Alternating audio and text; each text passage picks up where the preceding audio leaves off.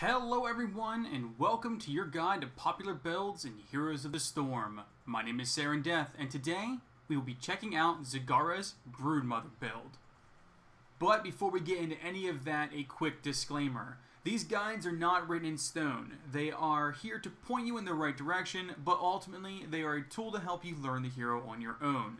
I am not a pro player. Mistakes will be made and poor play will be seen. Why should you listen to me then? Well, that's a good question. I may not be the best player in the game. In fact, I'm pretty average. But I have an analytical mind, and as they always say, those who can't do, teach. Also, all art assets and game assets are owned by Blizzard Entertainment. Now that we've gotten through that, let's take a look at Zagara. Zagara is a ranged specialist from the StarCraft universe where she plays Mother to the Swarm. She has a very strong kit that allows her to dominate her lane early game and have a strong presence in team fights.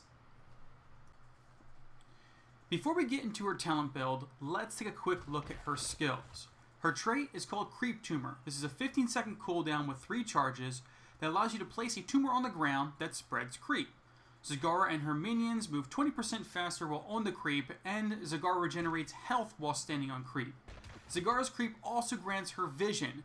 This is a powerful tool that can help you stay safe in the lane and keep an eye on objectives. Keep in mind that your creep tumors can be destroyed by the enemy. Her Q is called Baneling Barrage. This is a 10-second cooldown skill shot that sounds out a wave of banelings that explode on contact, dealing splash damage. The banelings have health and can be destroyed by things like tower shots and skill shots. Zagara's W is called Hunter Killer. This has a 14-second cooldown and allows you to sick a Hydralisk on a single target. The Hydralisk lasts 8 seconds and will chase the enemy down, dealing damage the entire time they remain in range. The Hydralisk also has a health pool and can be destroyed if focused down. Her E is called Infested Drop. This is a 12-second cooldown AoE skill shot that bombards the area with a Zerg drop pod, dealing some damage and summoning 2 Roachlings that then fight for Zagara. Like the Banelings and the Hydralisk, the Roachlings have health and can be killed. Now that we've covered her base abilities, let's take a quick look at her heroics. First up, Devouring Maw. This is a 100-second cooldown AoE skill shot that summons a Devouring Maw that deals damage and eats up enemies for 4 seconds. Devoured enemies cannot fight. This is a very powerful teamfight ability that can turn the tide of a fight. Just remember to try and coordinate with your team before you use it. Her other heroic is called Nidus Network. This is a 60-second cooldown ability that summons a Nidus Worm that Zagara can enter and then pop out from another Nidus Worm if she has one set up already. She can have a total of 4 worms out at a time. Think of this ability like a wormhole. She can travel quickly between any of the 4 points. All that said, if the enemy finds one of your worms, they can destroy them. Now that we've covered her basic abilities, let's dig into the talents. At level 1, you're going to take Reconstitution. This increases Zagara's health regen while on her creep. This is a very strong early game tool that allows you to exchange better in the lane and can help you stick in those team fights just a little longer. At level 4, you're going to take Envenom Spines. This increases your basic attack range by 20%, and you deal extra damage as poison over 3 seconds. This ability allows you to further dominate your lane and transitions well into the mid and late game, allowing you to get your auto attacks off a bit safer. At level 7, there are a few great talents to choose from. I don't really have a preference, mainly because they all have their place depending on the map and how your team is doing. Battle Momentum is a very powerful tool that allows Zagara's basic attacks to reduce her abilities' cooldowns. This means that she can put out more Hydralisks, drop pods, and the like. I pretty much choose this one as default unless the map requires another talent, as it has massive impact mid to late game. Just remember that you can run into mana problems when taking this talent, so make sure you are ready for team fights when they come around.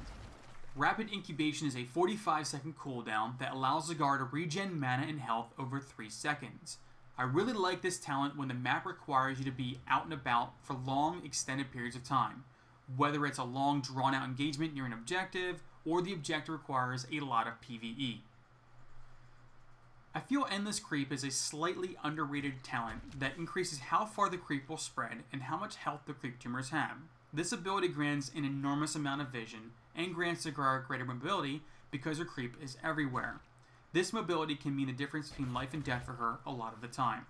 I personally like Endless Creep on maps that require her to cover a larger area of the map with her creep, like Sky Temple.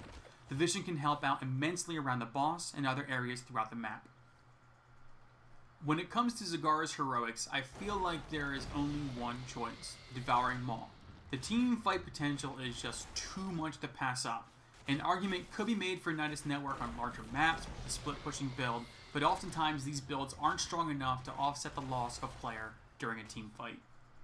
At level 13, you have a choice between two talents. My personal preference is for Mutalisk, transforming the Hydralisk into a Mutalisk, allowing it to fly, have a balanced attack, and last longer. The flight alone allows it to chase over obstacles, and the bounce attack gives you a lot of damage and presence in a team fight. Grooved Spines is your other option, and it increases the range of Hunter Killer by 35% and the damage by 20%. Another great choice that allows your Hydralisk to really punish a single target. Really, this all comes down to personal preference. At level 16, you're going to pick up Brood Expansion. So what's better than one Hydralisk or Mutalisk? Two of them. This talent gives you the ability to hold two charges of Hunter Killer. You can stick both charges on the same target for maximum punishment, or you can share the love and place Hunter Killer on two different targets. At level 20, an argument could be made that you have multiple choices at this talent tier. Personally, I feel there is only one choice: Bolt of the Storm, which is a 70-second cooldown teleport and is Zagara's only true escape. In the late game, you will find yourself the target of most of the enemy's aggression, mainly because you are easy to keep locked down and you don't have a lot of health. Bolt of the Storm gives you the escape you need to reposition, allow your healer to top you off, and give your tank a chance to peel for you, all while still pumping out the damage. Zagara's Broodmother build is the standard build and has a lot to offer. You can bully in the lane, you have good to great wave clear, you have very powerful heroic that can turn the tide of a team fight, you can solo nearly all of the smaller merc camps. She does come with some weaknesses though. She has no real escape until level 20, and she has the potential for mana problems. Alright, now that we've covered all of that, let's go over some quick tips for Zagara. During the laning phase, place a creep tumor behind your gate in the lane. This will protect the tumor and will allow your creep to extend out from behind the gate, granting you much needed health regen and movement speed in case you need to escape. Try to keep your creep up at all times, even if the enemy is destroying it. Drop it right as a team fight begins, or when you take a merc camp, or when you're near an objective, or even when you're just sitting in lane. The health regen alone is massive, but when you factor in the movement speed and the vision, it is a very powerful tool that should not be ignored. Remember to be a bully in your lane. This doesn't mean you kill all the enemy's minions and push the lane into the towers. What this means is you need to effectively use your Hunter Killer and Infested drop to zone the enemy out and not allow them to get experience from your minions dying. Just remember to not overextend. This is where creep above and below the lane can help you out immensely, granting you vision of incoming ganks. If your Hydralisk loses its target, it will return to the lane and continue to push it out. So, now even if the enemy dies or they manage to escape, the cooldown isn't wasted. Mutalisk can and will chase enemies incredibly far, flying over obstacles to beat them down.